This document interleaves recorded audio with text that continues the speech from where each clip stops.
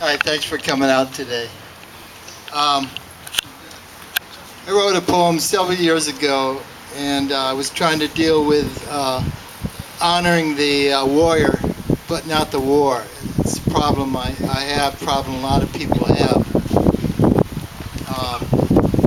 So I wrote this poem. It's called A Post-Vietnam Memorial Day, and it's in this book I wrote. It's a compilation of short stories and poetry. It's called The Cybernetic Possum, and it's also for sale over here, along with another book I wrote called Hitchhiking from Vietnam, Seeking the Ox, about my trying to deal with Vietnam after I got back from the war.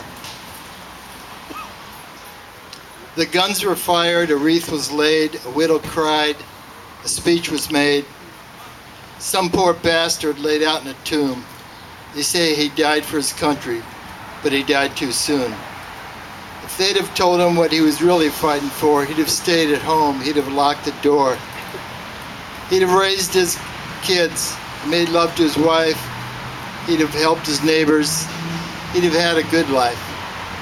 Instead, he died for lies, too long on the shelf.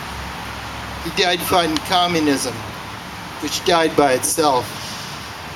He died for Halliburton, he died for Lockheed, he died for power, he died for greed.